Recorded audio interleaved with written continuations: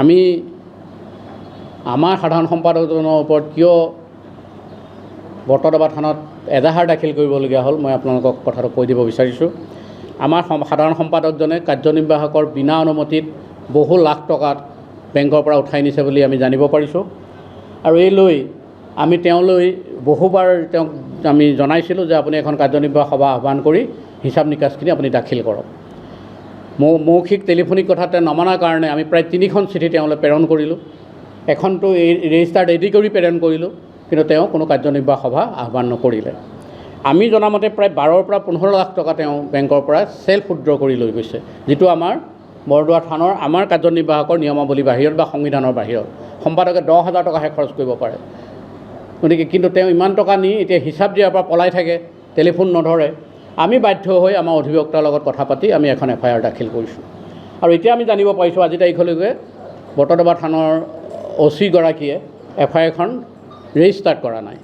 Register নকৰিলেও তেওঁ হিচাপ নিদিলে আমি আদালতৰ জৰিয়তে তেওঁৰ পৰা কেনেকৈ হিচাপ উলিয়াব লাগে এইটো আমি চেষ্টা অব্যাহত আমি ৰাখিম। হিচাপ তেওঁ দিবই লাগিব। আৰু তেওঁ থানত যিখিনি কাৰ্য চলাই আছে, তেওঁ যিখিনি কথা ক'লে যে সভাপতি কাৰ্যকৰী সভাপতি 2জন সদস্যই মাণিক বৰা কল্যাণ কলিতাই পইচা সৰলুকি কৰিছে, তেওঁ চহী জালিয়াতি কৰি চেক আদি নিছে। এইটো সম্ভৱ নেকি? বেংকত কাৰোবাৰ চহী জালিয়াতি কৰি লৈ যাব পাৰিব? আপোনালোকক জনাইছোঁ চেকবুক তেওঁ ঘৰত থাকে। আগতে আমাৰ অফিচৰ কন্দৰ্প কলিতাই চেক লিখে, সম্পাদকে চহী কৰে, কেচিয়াৰে চহী কৰে, তেওঁলোকে টকা উইথড্ৰ কৰে। কিন্তু তেওঁ নিজে চেক চহী কৰি ঘৰৰ পৰা টকা উইথড্ৰ কৰিলে, বেলেগক হাতত চেক বুকেই নাথাকে। গতিকে এই জালিয়াতি কৰি কোনোবাই এইটো হাঁহি উঠা কথা কৈছে বুলি আমি মানে ভাবি লৈছোঁ।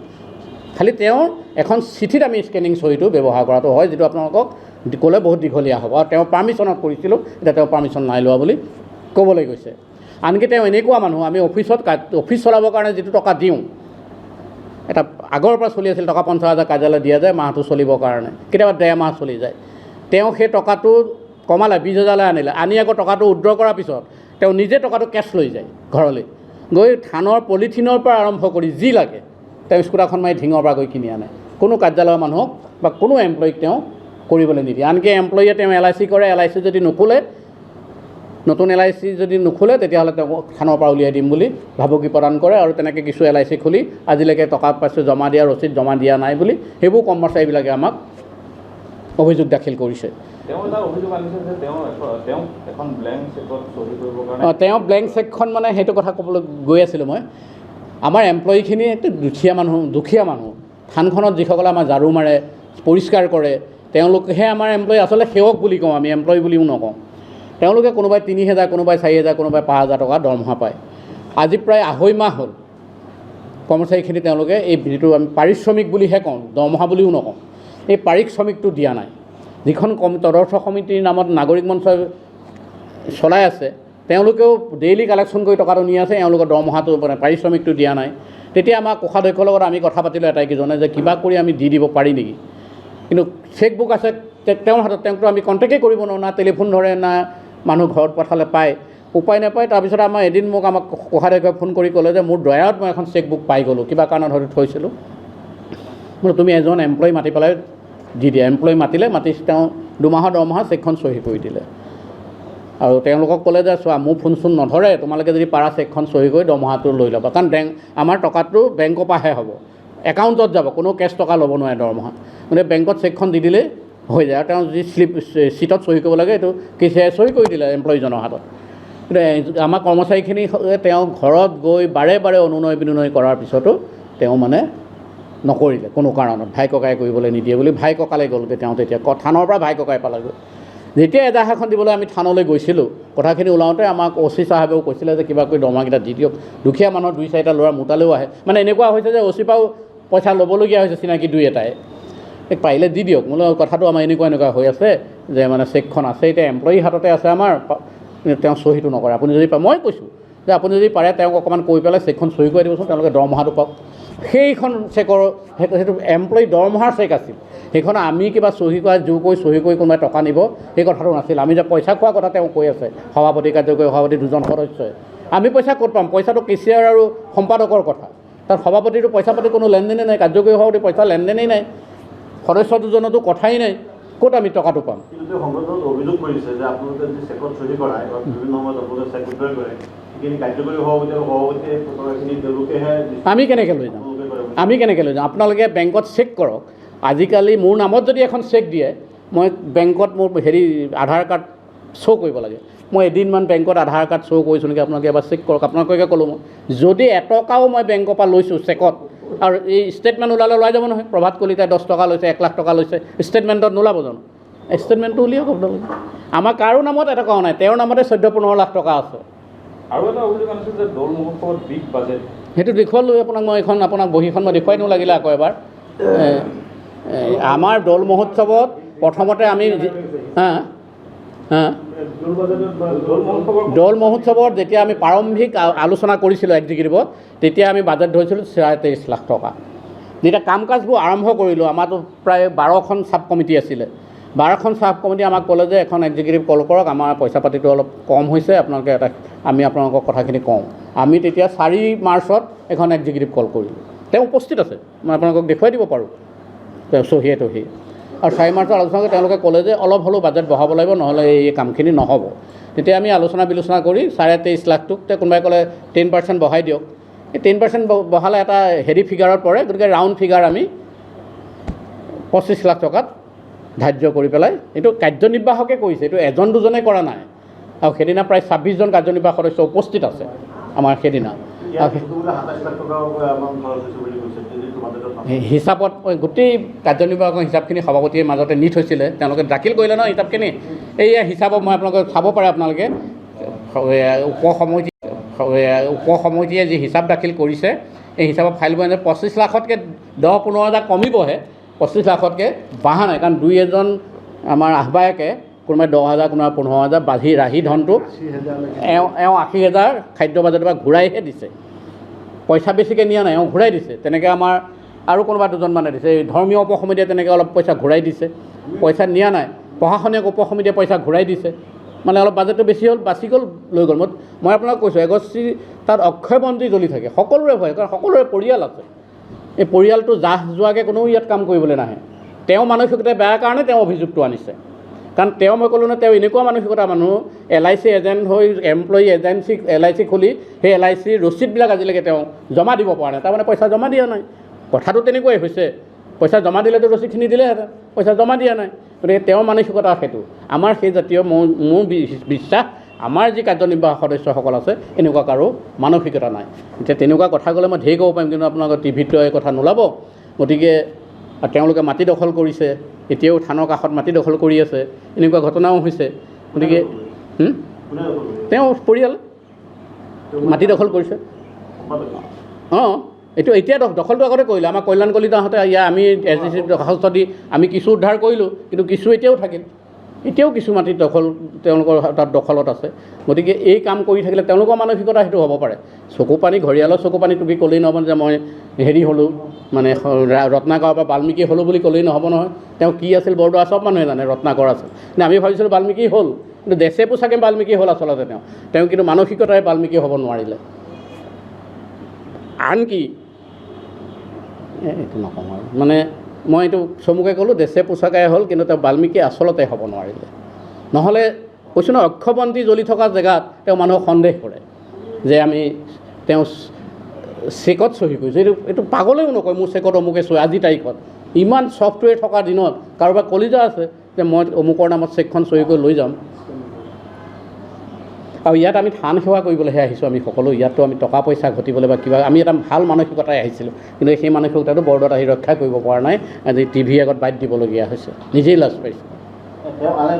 কেন্দ্ৰজিৎ দেৱগোস্বামীয়ে যিবিলাক অভিযোগ মানে সংবাদদাতাসকলৰ সন্মুখত আনিছে, ইয়াৰ সম্পূৰ্ণ মিছা।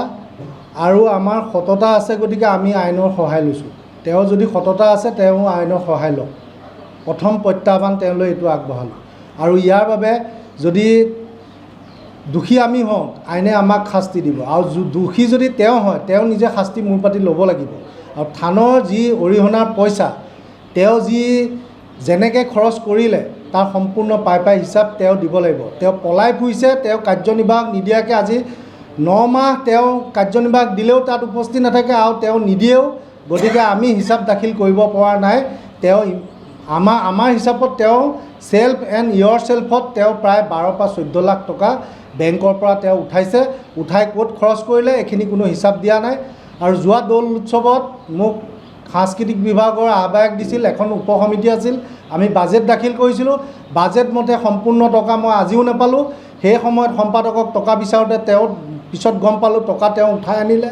উঠাই অনাৰ পিছতো তেওঁ টকা মোক নিদিয়াৰ ফলত মই লোকৰ পৰা ধাৰ ঋণ কৰি শ্ৰী বটৰবাদ থান পৰিচালনা সমিতিৰ মান মৰ্যাদা ৰাখি যিসমূহ আমন্ত্ৰিত দল আছিল দলসমূহক মই বিদায় দিছোঁ। আজিও মই টকা প্ৰায় 2.5-3 লাখ টকা আজিও পাবলৈ থাকিল, কিন্তু তেওঁ হিচাপ দাখিল কৰাৰ পিছতো আজিলৈকে তেওঁ মোক সেই টকা ঘূৰাই নিদিলে। যি দল ইয়ালৈ আহিছে সৰহসংখ্যক দল তেখেতেই ঠিক কৰি দিছে। তেখেতৰ ফোন কৰে যে ইমান টকা দিবা আমুক দলটোক মই কৈ দিছোঁ মোৰ চিনাকি, তেওঁৰ দলকে মেক্সিমাম ইয়াত স্থান দিয়া হ'ল।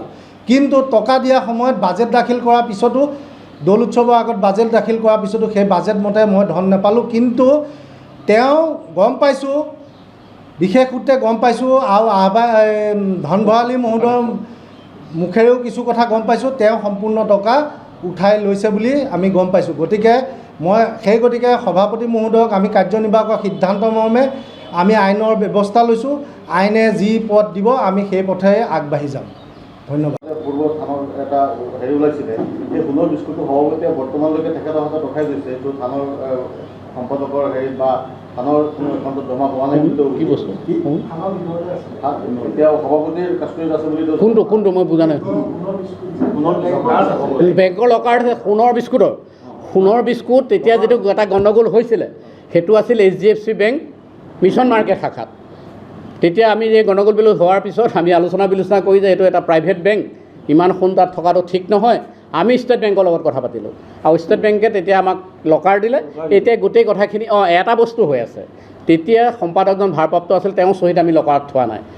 সভাপতি আৰু কেচিয়াৰৰ চহীত ষ্টেট বেংকৰ লকাৰত এই সোণখিনি বাহাল তবিজতে মজুত আছে, ষ্টেট বেংকত আছে। চাবিটো যিটো চাবি তাত এটা চাবিটো দি দিয়ে নহয়, সেই চাবিটো কেচিয়াৰে ৰখা নাই, সভাপতিৰ হাতত দিছে।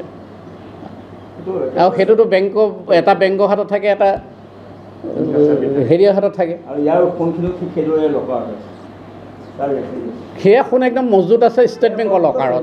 সেয়া কথাৰ লগত এতিয়া তেওঁ এইবিলাক নাজানে। তেওঁ যে সম্পাদকজন হ'ল, এই যে কৈছে কোৰ্টৰ কাগজ মোক দিয়া নাই, সম্পাদকক কোনোবাই কোৰ্টৰ কাগজ আমি দিব লাগে নেকি?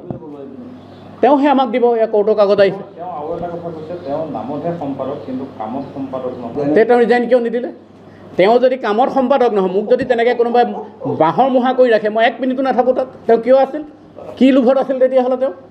মই তেওঁক প্ৰশ্ন কৰিছোঁ, যদি তেওঁ কামৰ সম্পাদক নহয়, নামতহে আছিল, এই চেক চহীটো তেওঁৰ নামতে আছে, চিঠি পত্ৰটো তেওঁৰ নামতে যায়, তেতিয়া কি কৰিব লাগে? আমি কি কৰিব লাগে? মানে ধনখিনি আনি তেওঁ ঘৰত আমি দি দিব নে? তেওঁক আমি যেনেকৈ ৰাজ্যপাল ৰাষ্ট্ৰপতি থাকে একে ভ্ৰমণ দিব লাগিছিল। তেওঁ ৰিজাইন দিব লাগিছিল যে মই কামৰ নহয়, মই আজিৰ পৰা নাথাকোঁ। কিয় নিদিলে? টকাখিনি নিবৰ কাৰণে। আৰু আমি তেওঁক এতিয়ালৈকে কোৱা নাই যে টকা খাইছে, এতিয়াও কোৱা নাই। আমি কৈছোঁ তুমি নিয়া 12-14 লাখ টকা যিটো কেছ উইড্ৰ কৰিছা, চেল্ফত উইড্ৰ কৰিছা, self and your self withdraw কৰিছা, সেই টকাটো তুমি দিব লাগে। আচলতে কল্যাণ কলিতাই কথা এটা কোৱাৰ পৰা বিৰত হৈ আছে, কিয় কৈ আঁতৰাইছে নাজানো। কল্যাণ কলিতাই এই আমাৰ উৎসৱৰ 2 লাখ টকা তাৰ পৰা এতিয়াও পোৱা নাই, ই ধাৰ কৰি দিছে। ক'লে তুমি কোৱা মানে কিন্তু নহ'লে কি হ'ল তাৰ বাজেটৰ 23 বছৰ মই সত্ৰাধিকাৰ হৈ আছোঁ আৰু আজি ৰিটায়াৰ হোৱা মোৰ প্ৰায় ধৰক 82+ হৈ আছে। এতিয়া মই এই সময়ত বহুতকে পালোঁ, বহুতকে পালোঁ, কিন্তু মই এনেকুৱা কোনো দেখা নাই। আৰু এইটো কথা ঠিক, মোৰ সংসাৰখনৰ কথা আপোনালোকে জানে, মোৰ সংসাৰখন একমাত্ৰ মোক ভগৱানে মোৰ সংসাৰখন হেৰি কৰিছে, কাৰণ মোৰ সততা এটা আছে, কাৰণ মোৰ অভাৱ একো নাই। মই যেনেধৰণে ভাবিছিলোঁ ভগৱানে মোক তেনেধৰণে দিছে। মই সোণ ৰূপ ৰসগোল্লাৰ পৰা আৰম্ভ কৰিছোঁ, তাৰ মাজতে আছিল, কিন্তু মোৰ সততা আছিল। গতিকে মই এতিয়াও ভয় খোৱা নাই। আৰু যিখিনি সোণৰ কথা কৈছে, সোণখিনি লকাৰতে আছে, মোৰ তাত চাবি আছে। আৰু বাকী ইয়াৰ সোণখিনিও ঠিক সেইদৰে মজুত আছে।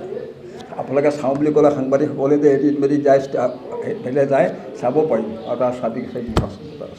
গতিকে একতা, দৃঢ়তা, সততা সমন্বয়ে কাম কৰি আছোঁ। এনে ক্ষেত্ৰত এনেকুৱা কাৰ্য হোৱাটো অতি আশ্চৰ্যজনক। আৰু থানখনক এনেকুৱা আঘাত দিয়া, থানৰ ভকত বৈষ্ণৱসকলৰ আঘাত দিয়া বা তেখেতসকলক বঞ্চিত কৰা যিখিনি কাৰ্য চলিছে সেইখিনি কাৰ্য কোনোদিন কোনো কালে হ'ব নোৱাৰে। এতিয়া ইমানকেইটা প্ৰসাদ দিয়ে, ইমানকেইটা প্ৰসাদ দিয়ে। এতিয়া প্ৰসাদ দিবলৈ সদায় তেওঁলোকে বেদখল কৰি ল'লে। নাগৰিক সভাখন যোৱা ডিচেম্বৰৰ 9 তাৰিখে শেষ হ'ল, কিন্তু এতিয়াও নাগৰিক সভা চলি আছে। এনেকুৱা কিছুমান দুষ্কাৰ্যৰ মাজত যদি আমাক একতা দৃঢ়তা সততা সমন্বয় হেৰি নিদিয়ে, মই চৰকাৰলৈকো আহ্বান জনাম, আইনলৈ আহ্বান জনাম, তেতিয়াহ'লে আমি বাধ্য হৈ তাৰ পৰা ওলাই আহি পেলাই হাত চাপৰি বজাই ঘৰত বহি থাকিব লাগিব। গতিকে মই আশা ৰাখোঁ একতা দৃঢ়তা সততা সমন্বয়ৰ জৰিয়তে কামখিনি কৰি থানখনৰ উন্নতি হওক, সকলোৰে কল্যাণ হওক।